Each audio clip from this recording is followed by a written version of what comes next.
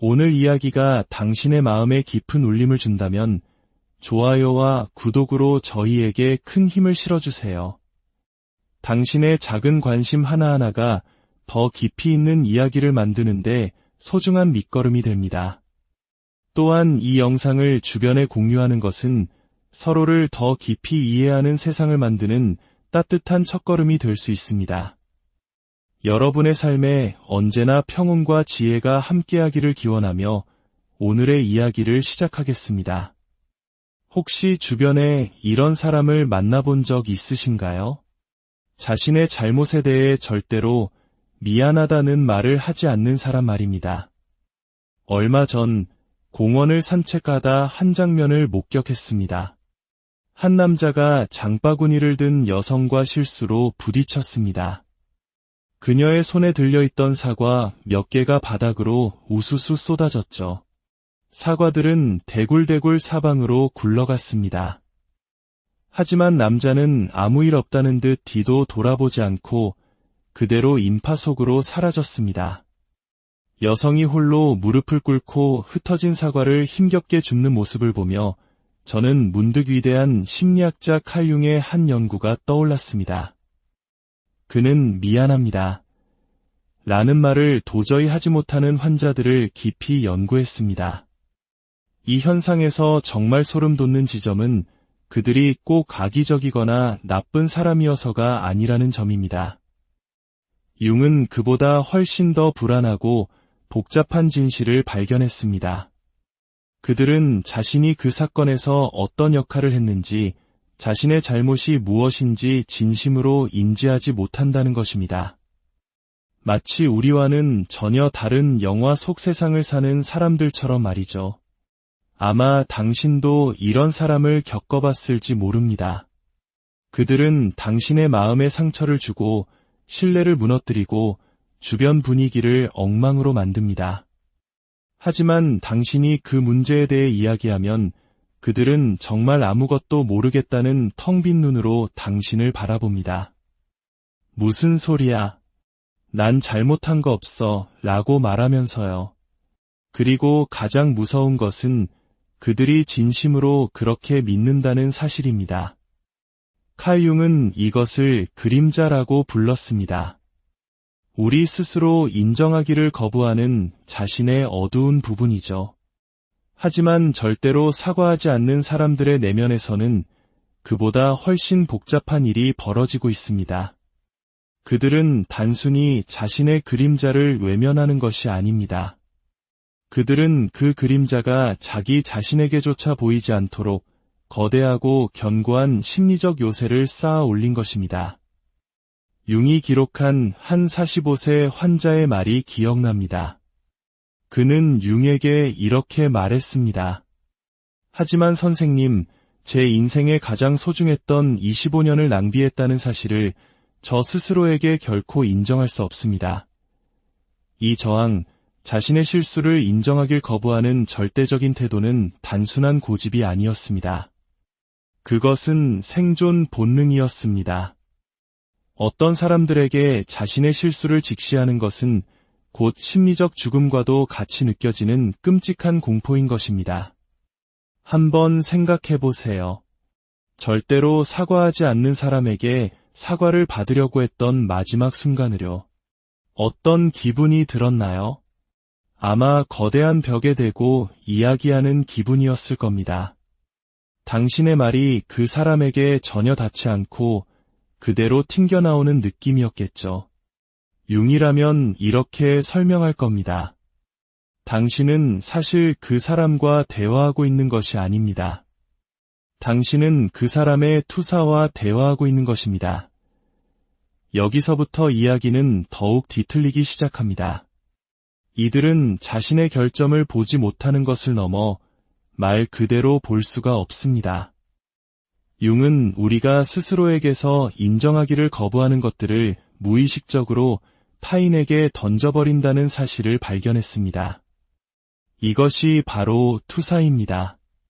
그래서 절대로 사과하지 않는 사람은 세상 모든 문제가 다른 사람들에게 있다고 확신하게 됩니다. 세상이 마치 거울처럼 자신의 인정하지 않는 그림자를 비춰주는데도 그들은 그것이 외부로부터 오는 공격이라고 굳게 믿습니다. 저는 이런 현상이 인간관계 속에서 비극을 낳는 것을 수없이 보아왔습니다. 절대로 사과하지 않는 배우자는 진심으로 상대방이 지나치게 예민하고 요구가 많고 늘 싸움을 건다고 믿기 시작합니다. 이것은 거짓말이 아닙니다. 그들은 스스로를 영원한 피해자로 그리고 주변 모든 사람을 비이성적인 가해자로 만들어버리는 자신만의 현실을 창조해낸 것입니다. 제 지인 중 한 명은 어떤 일에도 사과할 줄 몰랐던 전남편에 대해 이야기해준 적이 있습니다. 그녀의 생일을 잊었을 때도, 모진 말을 내뱉었을 때도, 심지어 집 앞 주차장에서 후진하다가 그녀의 차를 들이받았을 때조차 사과하지 않았다고 합니다. 그녀의 표현에 따르면 마치 아무것도 자기 잘못이 아닌 평행 우주에 사는 사람과 결혼한 것 같았다고 했습니다. 식료품을 잘못된 곳에 둔 아내의 잘못, 차 뒤에 서 있으면 안 되는 곳에 서 있던 아내의 잘못, 모든 것이 아내의 비현실적인 기대 때문이라는 식이었습니다. 그녀의 이야기에서 제 마음을 가장 아프게 했던 것은 그녀 자신이 서서히 자신의 현실 감각을 의심하기 시작했다는 점입니다. 당신의 상처받은 감정이 당신만의 문제라는 말을 계속 듣게 되면 당신이 너무 예민하다거나 기억을 왜곡하고 있다는 비난을 반복해서 받다 보면 결국 스스로를 의심하게 됩니다. 융은 이 지점 또한 정확히 꿰뚫어 보았습니다. 사과하지 못하는 사람은 단순히 책임을 회피하는 것이 아닙니다. 그들은 일어난 일의 본질 자체를 다시 써내려감으로써 책임이라는 개념 자체를 불가능하게 만듭니다. 하지만 대부분의 사람들이 놓치는 중요한 사실을 융은 이해하고 있었습니다. 이 모든 행동의 근원은 오만함이나 자기애가 아니라는 것입니다. 겉으로는 그렇게 보일지라도 그 본질은 바로 공포입니다. 이들은 아주 어린 시절부터 자신의 실수를 인정하는 것이 끔찍하고 파국적인 결과를 초래한다는 것을 학습했습니다. 어쩌면 작은 실수에도 불같이 화를 내는 부모 밑에서 자랐을 수도 있고 약점을 보이는 것이 곧 파괴를 의미하는 환경에서 성장했을 수도 있습니다. 그래서 그들은 나는 언제나 옳다고 말하는 견고한 심리적 갑옷을 만들어 입게 된 것입니다. 왜냐하면 틀렸다, 결점이 있다, 인간적이다라고 인정하는 것은 그들에게 곧 소멸과 같은 공포로 다가오기 때문입니다. 아이러니컬하게도 자신이 틀렸다는 고통으로부터 스스로를 보호하려는 필사적인 노력 속에서 그들은 다른 사람과 진정으로 연결될 수 있는 가능성 자체를 상실해버립니다. 융의 환자 중 한 명은 세상 모두가 자신을 적대한다고 굳게 믿었습니다. 25년 동안 세상을 탓하고 25년 동안 진정한 친밀감과 성장의 기회를 놓쳤습니다. 그 모든 비극은 자신의 고통에 스스로가 기여했다는 사실을 마주할 용기가 없었기 때문에 일어난 것입니다. 융은 이렇게 썼습니다. 한 인간이 얼마나 노골적으로 자기 자신과 타인의 삶을 망치면서도 그 모든 비극이 얼마나 자기 자신에게서 비롯되었는지를 전혀 보지 못하는 것을 보면 참으로 비극적이다. 어쩌면 당신도 이런 좌절감을 느껴본 적 있을 겁니다. 누군가가 관계를 파괴하고 스스로 다리를 불태우고 혼란을 일으키면서도 모든 이야기 속에서 자신만이 피해자라는 철옹성 같은 확신을 유지하는 모습을 지켜보는 그 답답한 말입니다. 그들은 악한 것이 아닙니다. 그들은 두려움에 떨고 있을 뿐입니다. 하지만 그들의 공포는 주변 모든 사람들에게 실질적인 고통을 안겨줍니다. 그리고 정말 고통스러운 부분은 이것입니다. 그들 주변의 사람들은 결국 살얼음판을 걷듯이 조심하게 됩니다. 그들이 위협적이어서가 아니라 그들의 세계관에 대한 아주 작은 도전조차 그들에게는 끔찍한 공격으로 느껴지기 때문입니다. 당신은 결국 문제를 제기하는 것을 포기하게 됩니다. 어차피 어떻게든 당신의 잘못으로 돌아올 것을 알기 때문이죠. 평화를 유지하기 위해 당신의 책임이 아닌 일에 대해 사과하기 시작합니다. 융은 이런 역학관계가 자기애적 상태를 만들어낸다고 보았습니다.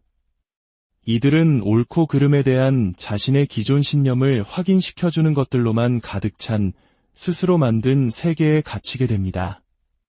그리고 진정한 관계를 맺을 능력을 상실합니다. 왜냐하면 진정한 관계란 내가 틀렸어라고 말할 수 있는 용기를 필요로 하기 때문입니다. 때로는 당신이 사과하지 못하는 그 사람이었거나 혹은 그런 사람을 사랑하는 입장이었던 적은 없었는지 궁금합니다. 어느 쪽이든 지치기는 마찬가지입니다. 사과하지 못하는 것은 마치 돌로 가득 찬 배낭을 메고 계속해서 그 무게를 더하는 것과 같습니다. 인정하지 않은 모든 상처, 회복되지 않은 모든 관계, 오름의 이름으로 불태워버린 모든 다리들이 차곡차곡 쌓여갑니다. 하지만 사과하지 못하는 사람을 사랑하려는 이들에게는 그것은 마치 서서히 자신의 존재가 지워지는 것과 같은 경험입니다. 당신의 감정은 무시당하고 당신의 경험은 재창조되며 당신의 현실은 그들이 비난받지 않아야 한다는 필요성 아래 종속됩니다. 이것이야말로 그 자체로 하나의 심리적 폭력 아닐까요? 융은 그림자를 통합하는 것, 즉 우리의 어둡고 결함 있는 측면을 인정하는 것이 정신건강에 필수적이라고 믿었습니다. 그는 말했습니다. 그림자를 의식하게 된다는 것은 인격의 어두운 측면이 현재의 실제함을 인식하는 것을 포함한다. 이 행위는 모든 종류의 자기인식의 필수적인 조건이다. 하지만 이것이 불가능하다고 느끼는 사람들은 어떨까요? 틀리는 것이 곧 가치 없는 것이라고 배운 사람들은 어떻게 해야 할까요? 융이 치료했던 환자들 중에는 너무나 정교한 방어 기제를 구축하여 심지어 치료 중에도 자신의 잘못을 인정하면 내면에서 죽어가는 듯한 고통을 느끼는 사람들이 있었습니다. 그의 사례 중 하나를 읽은 기억이 납니다. 자신의 실수를 입증하는 증거와 마주했을 때 말 그대로 신체적인 병을 앓게 된 한 남자의 이야기입니다. 그의 몸은 마치 치명적인 위협을 받은 것처럼 반응했습니다. 심리적으로 그는 실제로 그런 위협을 느끼고 있었기 때문입니다. 그의 자아 전체가 옳다는 토대 위에 세워져 있었고 그 토대에 생긴 작은 균열 하나가 구조 전체를 무너뜨릴 위협이 되었던 것입니다. 이런 모습을 밖에서 지켜보는 것은 참으로 비극적입니다. 이들은 종종 혼자가 됩니다. 사랑스럽지 않아서가 아니라 잘못된 모든 일에 대한 비난을 다른 사람이 기꺼이 받아들여야 한다는 조건을 사랑에 내걸었기 때문입니다. 그들은 관계를 법정으로 만들어버렸고 그곳에서 자신은 언제나 판사일 뿐 단 한 번도 피고인이 되지 않습니다. 하지만 저는 여기서 연민에 대해 생각하게 됩니다. 융이 그림자에 대해 말한 것을 진정으로 이해한다면 절대로 사과할 수 없는 사람들이야말로 사실은 용서가 가장 절실하게 필요한 사람들이라는 것을 깨닫게 되기 때문입니다. 아마도 그것은 아주 오래전 불가능한 기준을 충족시키지 못했거나 조건부 사랑을 주던 누군가를 실망시켰거나 혹은 그저 인간적인 것이 충분하지 않다고 가르치는 세상에서 인간이었을 뿐인 자기 자신에게 저지른 어떤 잘못에 대한 용서일 것입니다. 어쩌면 질문은 어떻게 하면 이들을 사과하게 만들까가 아닐지도 모릅니다. 어쩌면 어떻게 하면 그들이 틀려도 괜찮다고 느낄 만큼 안전하게 만들어줄 수 있을까일 것입니다. 융의 관점에서 사과하지 못하는 것은 자존심의 문제가 아닙니다. 그것은 생존의 문제입니다. 잘못을 인정하는 것이 버림받음, 수치심, 혹은 심리적 소멸로 이어진다는 것을 학습한 결과입니다. 하지만 융은 이 또한 알고 있었습니다. 우리가 그림자를 인정하기를 거부하는 한 그림자가 우리를 소유한다는 것을. 미안해라고 결코 말할 수 없는 사람은 자유롭지 않습니다. 그들은 존재하지 않는 완벽함의 이미지에 예속되어 있습니다. 그들은 안전하다는 환상을 위해 진정성을 팔아버렸고 그 과정에서 진짜 안전을 불가능하게 만들었습니다. 저는 다시 공원의 그 남자를 생각합니다. 흩어진 사과들을 뒤로하고 걸어가던 그의 뒷모습을요. 그는 사실 무엇으로부터 도망치고 있었을까요? 돕는 것의 불편함, 자신의 실수를 인정하는 것의 창피함, 아니면 그보다 더 깊은 어떤 것, 인간적인 것이 부족하다고 배운 세상에서 인간으로 존재하는 것에 견딜 수 없는 무게였을까요? 융은 평생 우리가 어떻게 스스로를 회피하는지를 연구했습니다. 그리고 가장 방어적인 것처럼 보이는 사람들이 종종 가장 깊은 상처를 가진 사람들이라는 것을 발견했습니다. 절대로 사과할 수 없는 사람은 어쩌면 틀리는 것은 곧 가치 없는 것이라고 가르친 아주 오래된 상처를 지니고 있는지도 모릅니다. 그들은 사과하기를 거부하는 것이 아닙니다. 그들은 죽기를 거부하는 것입니다. 하지만 잔인한 아이러니는 그 심리적 죽음을 피하려 애쓰는 동안 그들은 심리적 삶을 놓치고 있다는 점입니다. 진정한 친밀함은 취약함을 요구합니다. 사랑은 내가 당신을 아프게 했어, 미안해 라고 말할 수 있는 능력을 필요로 합니다. 성장은 우리가 모든 것을 알지 못한다는 사실을 인정하는 것에서 시작됩니다. 그래서 당신이 절대로 사과하지 않는 사람을 만난다면 그 모든 갑옷 아래에 숨어있는 두려움에 떠는 아이를 잠시나마 엿볼 수 있는지 살펴보세요. 그 행동을 변명하려는 것이 아닙니다. 그 영향력은 실제하며 종종 파괴적입니다. 다만 이 패턴을 치유하기 위해서는 애초에 사과하는 것을 그토록 위험하게 느끼게 만들었던 최초의 상처를 다루어야 한다는 것을 이해하기 위해서입니다. 그리고 만약 이 설명 속에서 당신 자신의 모습을 발견했다면 이 이야기를 들으며 흩어진 사과들로부터 걸어나왔던 수많은 순간들을 떠올리고 있다면 융은 아마 첫걸음은 그저 알아차리는 것이라고 말했을 겁니다. 즉시 방어하거나 변명하지 않고 그저 그 패턴을 바라보는 것, 그 단순한 자각이야말로 그가 개성화라고 불렀던 것의 시작입니다. 온전한 자기 자신이 되어가는 길고 어렵고 그러나 반드시 필요한 과정 말입니다. 우리는 결코 틀리지 않음으로써 완벽해지지 않습니다. 우리는 우리의 불완전함을 우아하게 인정하는 법을 배움으로써 인간다워집니다. 가장 강한 사람은 결코 넘어지지 않는 사람이 아닙니다. 넘어진 후 다시 일어나 먼지를 털고 그 과정에서 다른 사람을 넘어뜨렸다면 미안합니다. 라고 말할 수 있는 사람입니다.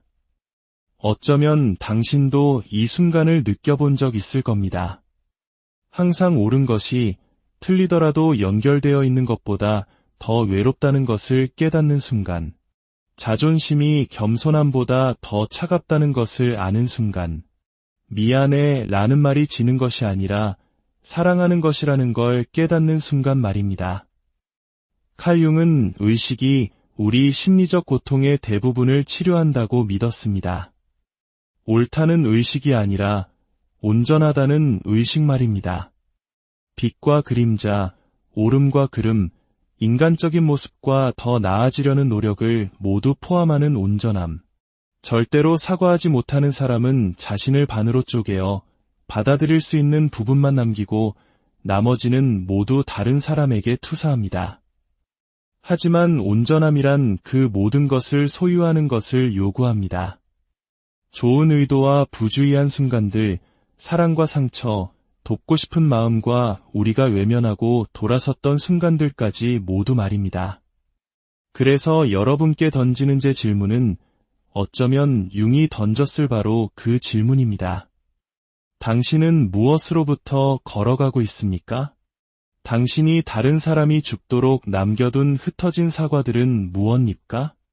그리고 돌아서서 그것들을 함께 주워 담는 데 드는 진짜 비용은 무엇일까요? 어쩌면 치유는 바로 거기서 시작되는지도 모릅니다.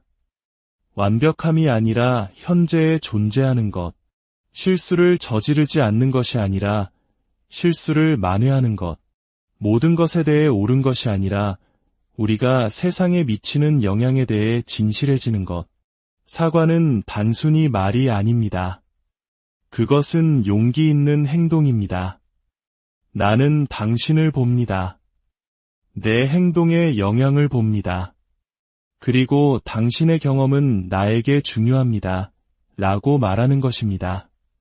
틀리는 것이 가치 없는 것이라고 일찍이 배운 사람에게 이것은 아마도 가장 급진적인 행동일 것입니다. 보호 대신 연결을, 안전 대신 진실을, 그리고 옳아야 한다는 절박한 필요성보다 사랑을 선택하는 것 말입니다.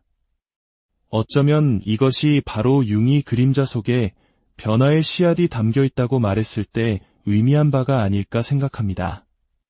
우리가 가장 인정하기 두려워하는 바로 그것이 우리가 되어야 할 본연의 모습으로 가는 문이 될 수 있다는 것.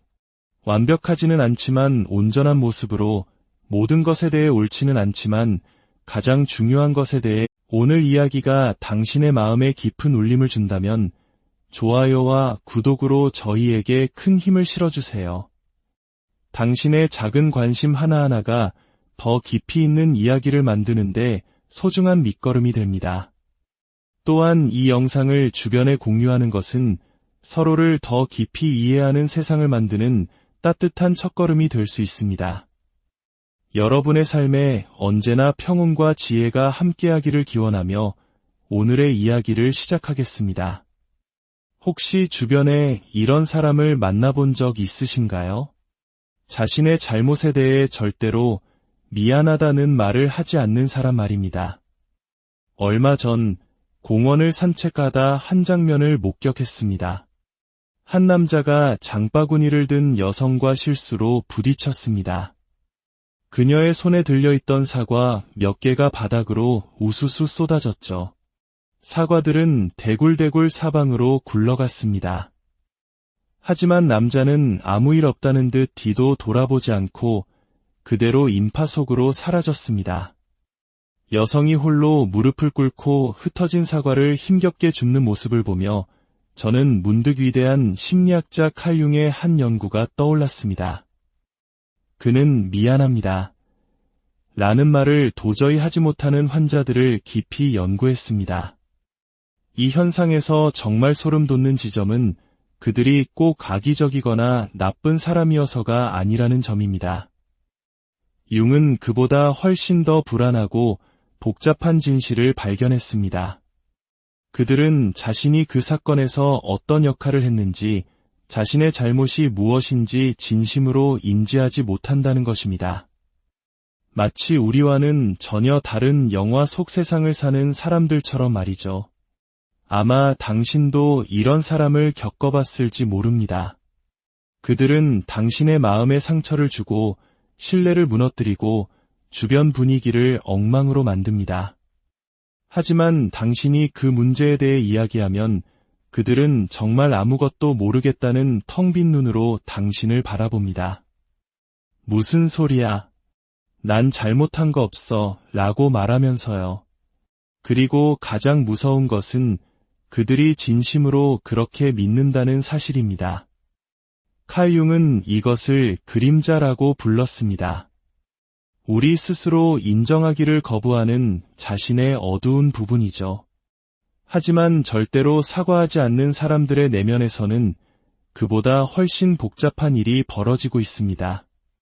그들은 단순히 자신의 그림자를 외면하는 것이 아닙니다. 그들은 그 그림자가 자기 자신에게조차 보이지 않도록 거대하고 견고한 심리적 요새를 쌓아 올린 것입니다. 융이 기록한 한 45세 환자의 말이 기억납니다. 그는 융에게 이렇게 말했습니다.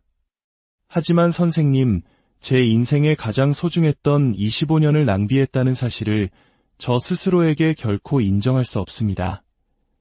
이 저항, 자신의 실수를 인정하길 거부하는 절대적인 태도는 단순한 고집이 아니었습니다. 그것은 생존 본능이었습니다. 어떤 사람들에게 자신의 실수를 직시하는 것은 곧 심리적 죽음과도 같이 느껴지는 끔찍한 공포인 것입니다. 한번 생각해 보세요. 절대로 사과하지 않는 사람에게 사과를 받으려고 했던 마지막 순간으로 어떤 기분이 들었나요? 아마 거대한 벽에 대고 이야기하는 기분이었을 겁니다.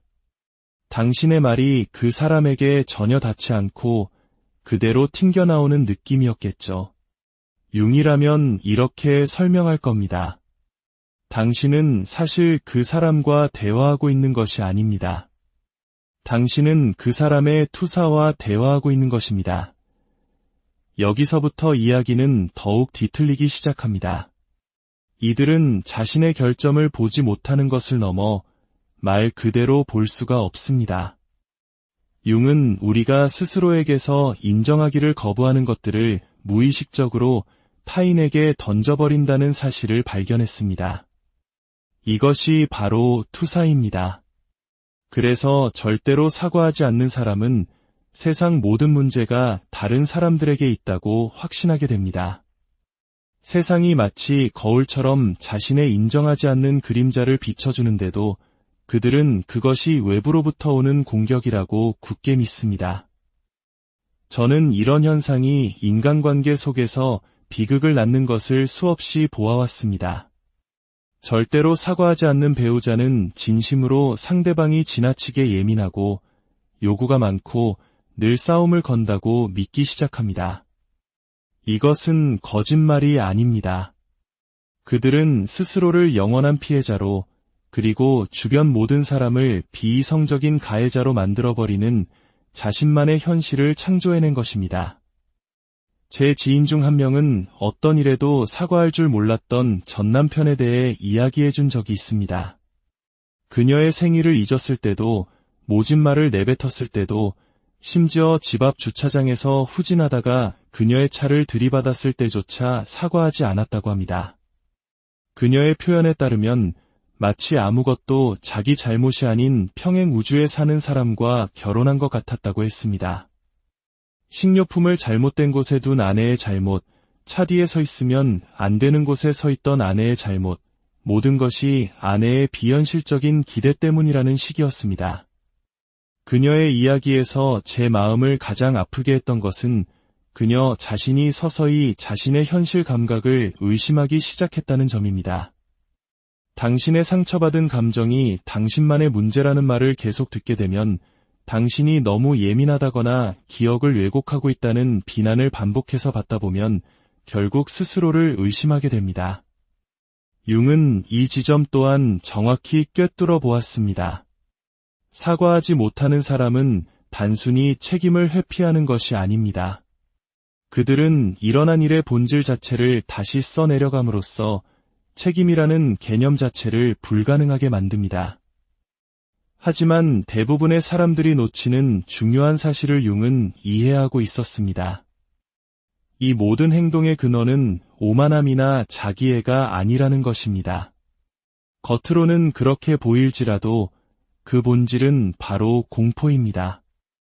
이들은 아주 어린 시절부터 자신의 실수를 인정하는 것이 끔찍하고 파국적인 결과를 초래한다는 것을 학습했습니다.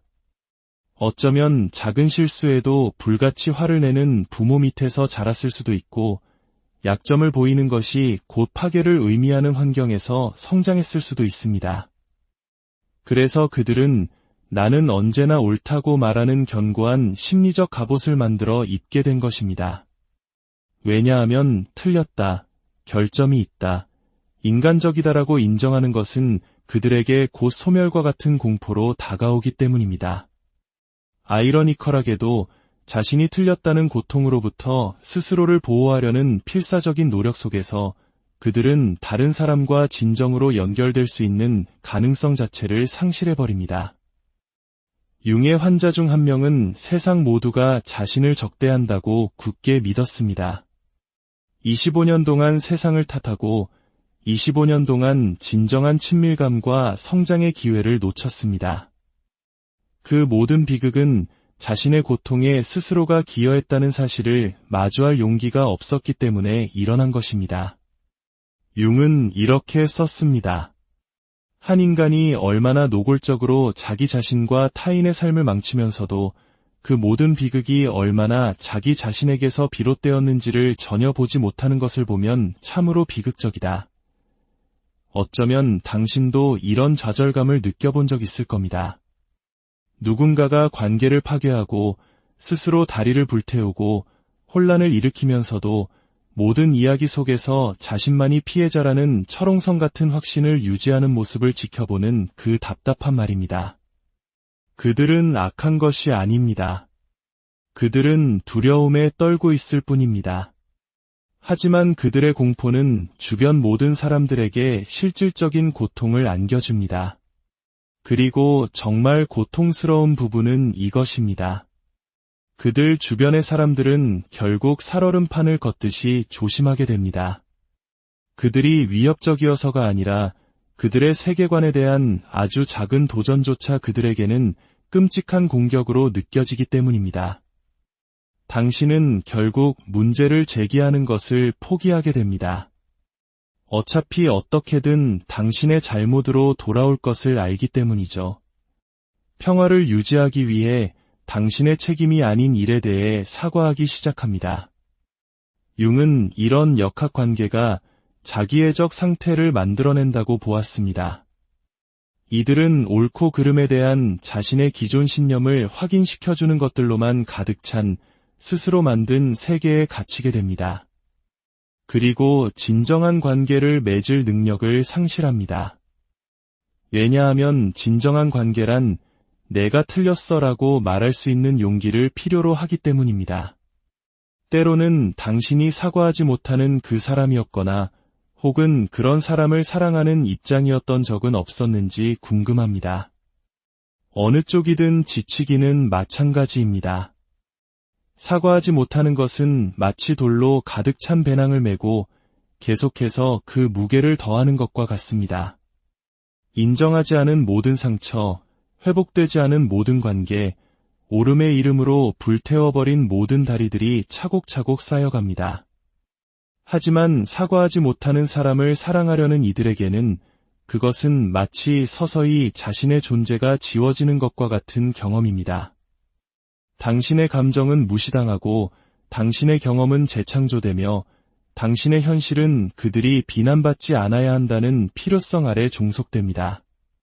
이것이야말로 그 자체로 하나의 심리적 폭력 아닐까요? 융은 그림자를 통합하는 것, 즉 우리의 어둡고 결함 있는 측면을 인정하는 것이 정신건강에 필수적이라고 믿었습니다. 그는 말했습니다. 그림자를 의식하게 된다는 것은 인격의 어두운 측면이 현재의 실제함을 인식하는 것을 포함한다. 이 행위는 모든 종류의 자기인식의 필수적인 조건이다. 하지만 이것이 불가능하다고 느끼는 사람들은 어떨까요? 틀리는 것이 곧 가치 없는 것이라고 배운 사람들은 어떻게 해야 할까요? 융이 치료했던 환자들 중에는 너무나 정교한 방어 기제를 구축하여 심지어 치료 중에도 자신의 잘못을 인정하면 내면에서 죽어가는 듯한 고통을 느끼는 사람들이 있었습니다. 그의 사례 중 하나를 읽은 기억이 납니다. 자신의 실수를 입증하는 증거와 마주했을 때 말 그대로 신체적인 병을 앓게 된 한 남자의 이야기입니다. 그의 몸은 마치 치명적인 위협을 받은 것처럼 반응했습니다. 심리적으로 그는 실제로 그런 위협을 느끼고 있었기 때문입니다. 그의 자아 전체가 옳다는 토대 위에 세워져 있었고 그 토대에 생긴 작은 균열 하나가 구조 전체를 무너뜨릴 위협이 되었던 것입니다. 이런 모습을 밖에서 지켜보는 것은 참으로 비극적입니다. 이들은 종종 혼자가 됩니다. 사랑스럽지 않아서가 아니라 잘못된 모든 일에 대한 비난을 다른 사람이 기꺼이 받아들여야 한다는 조건을 사랑에 내걸었기 때문입니다. 그들은 관계를 법정으로 만들어버렸고 그곳에서 자신은 언제나 판사일 뿐 단 한 번도 피고인이 되지 않습니다. 하지만 저는 여기서 연민에 대해 생각하게 됩니다. 융이 그림자에 대해 말한 것을 진정으로 이해한다면 절대로 사과할 수 없는 사람들이야말로 사실은 용서가 가장 절실하게 필요한 사람들이라는 것을 깨닫게 되기 때문입니다. 아마도 그것은 아주 오래전 불가능한 기준을 충족시키지 못했거나 조건부 사랑을 주던 누군가를 실망시켰거나 혹은 그저 인간적인 것이 충분하지 않다고 가르치는 세상에서 인간이었을 뿐인 자기 자신에게 저지른 어떤 잘못에 대한 용서일 것입니다. 어쩌면 질문은 어떻게 하면 이들을 사과하게 만들까가 아닐지도 모릅니다. 어쩌면 어떻게 하면 그들이 틀려도 괜찮다고 느낄 만큼 안전하게 만들어줄 수 있을까일 것입니다. 융의 관점에서 사과하지 못하는 것은 자존심의 문제가 아닙니다. 그것은 생존의 문제입니다. 잘못을 인정하는 것이 버림받음, 수치심, 혹은 심리적 소멸로 이어진다는 것을 학습한 결과입니다. 하지만 융은 이 또한 알고 있었습니다. 우리가 그림자를 인정하기를 거부하는 한 그림자가 우리를 소유한다는 것을 미안해라고 결코 말할 수 없는 사람은 자유롭지 않습니다. 그들은 존재하지 않는 완벽함의 이미지에 예속되어 있습니다. 그들은 안전하다는 환상을 위해 진정성을 팔아버렸고 그 과정에서 진짜 안전을 불가능하게 만들었습니다. 저는 다시 공원의 그 남자를 생각합니다. 흩어진 사과들을 뒤로하고 걸어가던 그의 뒷모습을요. 그는 사실 무엇으로부터 도망치고 있었을까요? 돕는 것의 불편함, 자신의 실수를 인정하는 것의 창피함, 아니면 그보다 더 깊은 어떤 것, 인간적인 것이 부족하다고 배운 세상에서 인간으로 존재하는 것에 견딜 수 없는 무게였을까요? 융은 평생 우리가 어떻게 스스로를 회피하는지를 연구했습니다. 그리고 가장 방어적인 것처럼 보이는 사람들이 종종 가장 깊은 상처를 가진 사람들이라는 것을 발견했습니다. 절대로 사과할 수 없는 사람은 어쩌면 틀리는 것은 곧 가치 없는 것이라고 가르친 아주 오래된 상처를 지니고 있는지도 모릅니다. 그들은 사과하기를 거부하는 것이 아닙니다. 그들은 죽기를 거부하는 것입니다. 하지만 잔인한 아이러니는 그 심리적 죽음을 피하려 애쓰는 동안 그들은 심리적 삶을 놓치고 있다는 점입니다. 진정한 친밀함은 취약함을 요구합니다. 사랑은 내가 당신을 아프게 했어, 미안해 라고 말할 수 있는 능력을 필요로 합니다. 성장은 우리가 모든 것을 알지 못한다는 사실을 인정하는 것에서 시작됩니다. 그래서 당신이 절대로 사과하지 않는 사람을 만난다면 그 모든 갑옷 아래에 숨어있는 두려움에 떠는 아이를 잠시나마 엿볼 수 있는지 살펴보세요. 그 행동을 변명하려는 것이 아닙니다. 그 영향력은 실제하며 종종 파괴적입니다. 다만 이 패턴을 치유하기 위해서는 애초에 사과하는 것을 그토록 위험하게 느끼게 만들었던 최초의 상처를 다루어야 한다는 것을 이해하기 위해서입니다.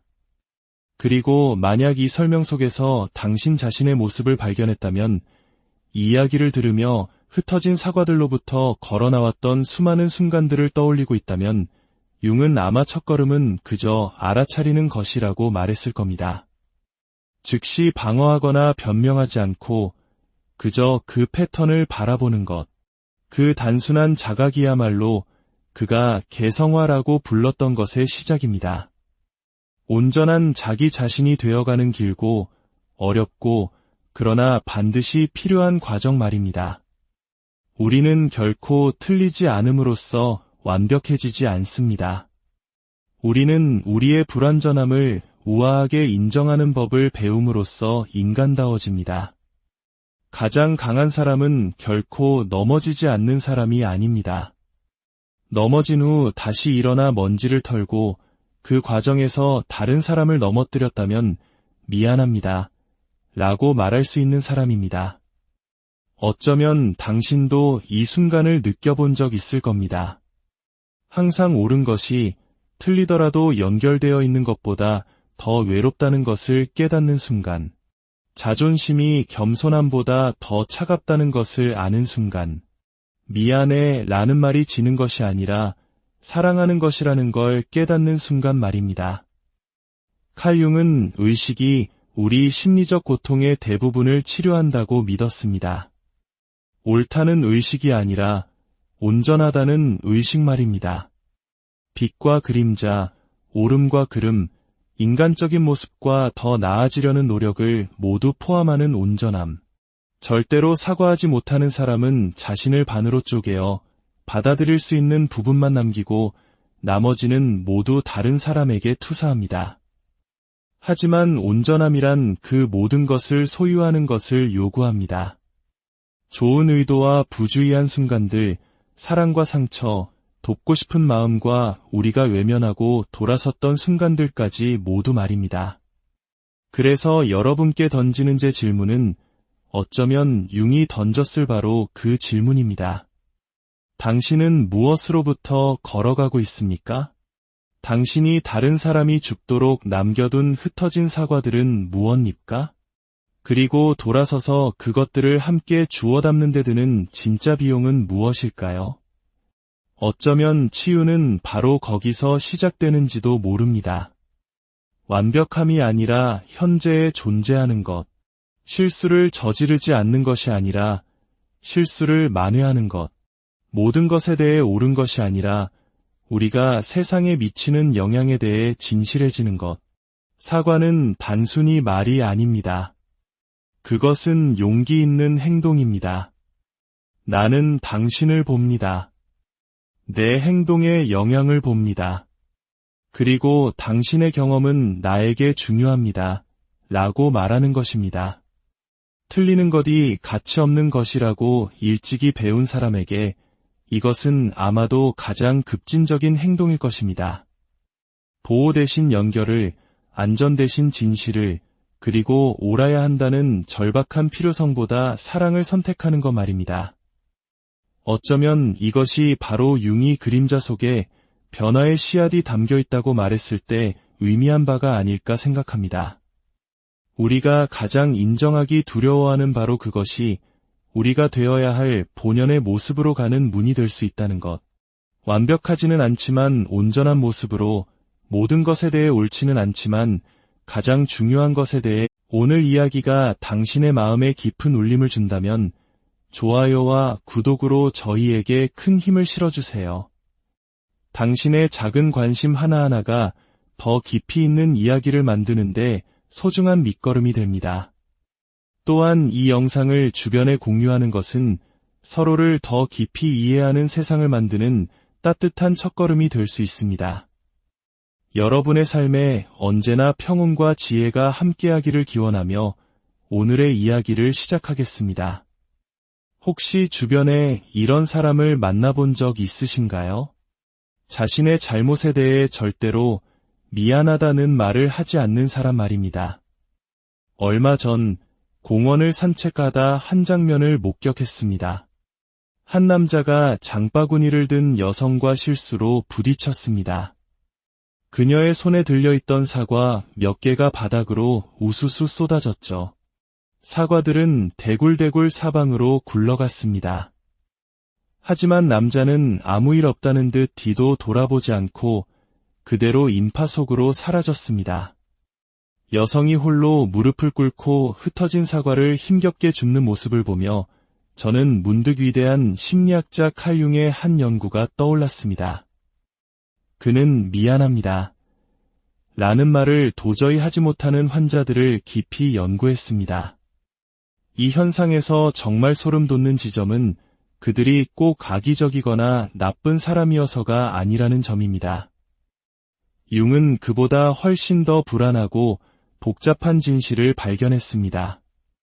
그들은 자신이 그 사건에서 어떤 역할을 했는지, 자신의 잘못이 무엇인지 진심으로 인지하지 못한다는 것입니다. 마치 우리와는 전혀 다른 영화 속 세상을 사는 사람들처럼 말이죠. 아마 당신도 이런 사람을 겪어봤을지 모릅니다. 그들은 당신의 마음에 상처를 주고 신뢰를 무너뜨리고 주변 분위기를 엉망으로 만듭니다. 하지만 당신이 그 문제에 대해 이야기하면 그들은 정말 아무것도 모르겠다는 텅 빈 눈으로 당신을 바라봅니다. 무슨 소리야? 난 잘못한 거 없어 라고 말하면서요. 그리고 가장 무서운 것은 그들이 진심으로 그렇게 믿는다는 사실입니다. 칼 융은 이것을 그림자라고 불렀습니다. 우리 스스로 인정하기를 거부하는 자신의 어두운 부분이죠. 하지만 절대로 사과하지 않는 사람들의 내면에서는 그보다 훨씬 복잡한 일이 벌어지고 있습니다. 그들은 단순히 자신의 그림자를 외면하는 것이 아닙니다. 그들은 그 그림자가 자기 자신에게조차 보이지 않도록 거대하고 견고한 심리적 요새를 쌓아 올린 것입니다. 융이 기록한 한 45세 환자의 말이 기억납니다. 그는 융에게 이렇게 말했습니다. 하지만 선생님, 제 인생에 가장 소중했던 25년을 낭비했다는 사실을 저 스스로에게 결코 인정할 수 없습니다. 이 저항, 자신의 실수를 인정하길 거부하는 절대적인 태도는 단순한 고집이 아니었습니다. 그것은 생존 본능이었습니다. 어떤 사람들에게 자신의 실수를 직시하는 것은 곧 심리적 죽음과도 같이 느껴지는 끔찍한 공포인 것입니다. 한번 생각해 보세요. 절대로 사과하지 않는 사람에게 사과를 받으려고 했던 마지막 순간을요. 어떤 기분이 들었나요? 아마 거대한 벽에 대고 이야기하는 기분이었을 겁니다. 당신의 말이 그 사람에게 전혀 닿지 않고 그대로 튕겨나오는 느낌이었겠죠. 융이라면 이렇게 설명할 겁니다. 당신은 사실 그 사람과 대화하고 있는 것이 아닙니다. 당신은 그 사람의 투사와 대화하고 있는 것입니다. 여기서부터 이야기는 더욱 뒤틀리기 시작합니다. 이들은 자신의 결점을 보지 못하는 것을 넘어 말 그대로 볼 수가 없습니다. 융은 우리가 스스로에게서 인정하기를 거부하는 것들을 무의식적으로 타인에게 던져버린다는 사실을 발견했습니다. 이것이 바로 투사입니다. 그래서 절대로 사과하지 않는 사람은 세상 모든 문제가 다른 사람들에게 있다고 확신하게 됩니다. 세상이 마치 거울처럼 자신의 인정하지 않는 그림자를 비춰주는데도 그들은 그것이 외부로부터 오는 공격이라고 굳게 믿습니다. 저는 이런 현상이 인간관계 속에서 비극을 낳는 것을 수없이 보아왔습니다. 절대로 사과하지 않는 배우자는 진심으로 상대방이 지나치게 예민하고 요구가 많고 늘 싸움을 건다고 믿기 시작합니다. 이것은 거짓말이 아닙니다. 그들은 스스로를 영원한 피해자로 그리고 주변 모든 사람을 비이성적인 가해자로 만들어버리는 자신만의 현실을 창조해낸 것입니다. 제 지인 중 한 명은 어떤 일에도 사과할 줄 몰랐던 전남편에 대해 이야기해준 적이 있습니다. 그녀의 생일을 잊었을 때도, 모진 말을 내뱉었을 때도, 심지어 집 앞 주차장에서 후진하다가 그녀의 차를 들이받았을 때조차 사과하지 않았다고 합니다. 그녀의 표현에 따르면 마치 아무것도 자기 잘못이 아닌 평행 우주에 사는 사람과 결혼한 것 같았다고 했습니다. 식료품을 잘못된 곳에 둔 아내의 잘못, 차 뒤에 서 있으면 안 되는 곳에 서 있던 아내의 잘못, 모든 것이 아내의 비현실적인 기대 때문이라는 식이었습니다. 그녀의 이야기에서 제 마음을 가장 아프게 했던 것은 그녀 자신이 서서히 자신의 현실 감각을 의심하기 시작했다는 점입니다. 당신의 상처받은 감정이 당신만의 문제라는 말을 계속 듣게 되면 당신이 너무 예민하다거나 기억을 왜곡하고 있다는 비난을 반복해서 받다 보면 결국 스스로를 의심하게 됩니다. 융은 이 지점 또한 정확히 꿰뚫어 보았습니다. 사과하지 못하는 사람은 단순히 책임을 회피하는 것이 아닙니다. 그들은 일어난 일의 본질 자체를 다시 써내려감으로써 책임이라는 개념 자체를 불가능하게 만듭니다. 하지만 대부분의 사람들이 놓치는 중요한 사실을 융은 이해하고 있었습니다. 이 모든 행동의 근원은 오만함이나 자기애가 아니라는 것입니다. 겉으로는 그렇게 보일지라도 그 본질은 바로 공포입니다. 이들은 아주 어린 시절부터 자신의 실수를 인정하는 것이 끔찍하고 파국적인 결과를 초래한다는 것을 학습했습니다. 어쩌면 작은 실수에도 불같이 화를 내는 부모 밑에서 자랐을 수도 있고, 약점을 보이는 것이 곧 파괴를 의미하는 환경에서 성장했을 수도 있습니다. 그래서 그들은 나는 언제나 옳다고 말하는 견고한 심리적 갑옷을 만들어 입게 된 것입니다. 왜냐하면 틀렸다, 결점이 있다, 인간적이다라고 인정하는 것은 그들에게 곧 소멸과 같은 공포로 다가오기 때문입니다. 아이러니컬하게도 자신이 틀렸다는 고통으로부터 스스로를 보호하려는 필사적인 노력 속에서 그들은 다른 사람과 진정으로 연결될 수 있는 가능성 자체를 상실해버립니다. 융의 환자 중 한 명은 세상 모두가 자신을 적대한다고 굳게 믿었습니다. 25년 동안 세상을 탓하고 25년 동안 진정한 친밀감과 성장의 기회를 놓쳤습니다. 그 모든 비극은 자신의 고통에 스스로가 기여했다는 사실을 마주할 용기가 없었기 때문에 일어난 것입니다. 융은 이렇게 썼습니다. 한 인간이 얼마나 노골적으로 자기 자신과 타인의 삶을 망치면서도 그 모든 비극이 얼마나 자기 자신에게서 비롯되었는지를 전혀 보지 못하는 것을 보면 참으로 비극적이다. 어쩌면 당신도 이런 좌절감을 느껴본 적 있을 겁니다.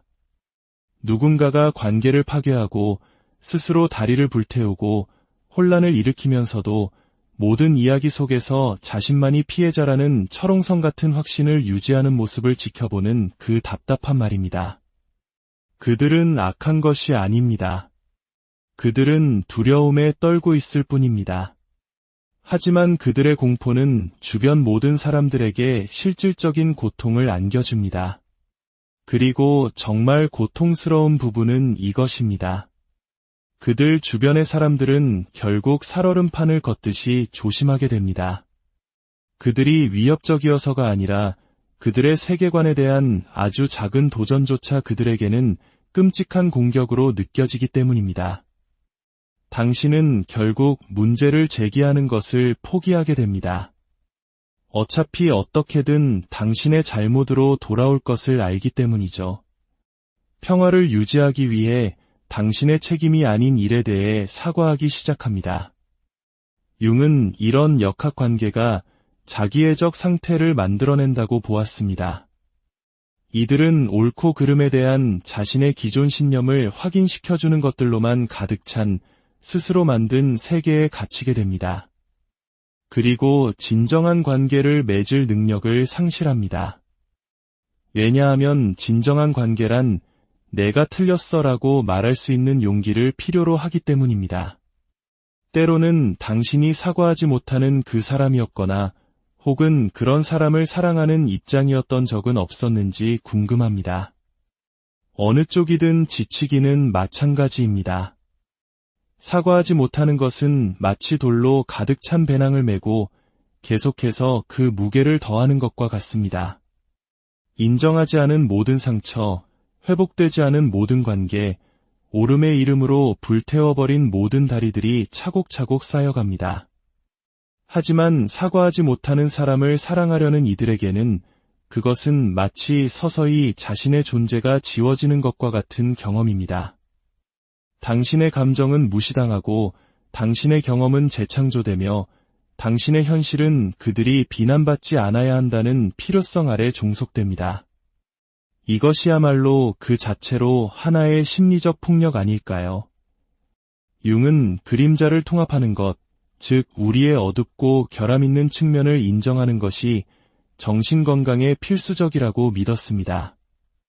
그는 말했습니다. 그림자를 의식하게 된다는 것은 인격의 어두운 측면이 현재의 실제함을 인식하는 것을 포함한다. 이 행위는 모든 종류의 자기인식의 필수적인 조건이다. 하지만 이것이 불가능하다고 느끼는 사람들은 어떨까요? 틀리는 것이 곧 가치 없는 것이라고 배운 사람들은 어떻게 해야 할까요?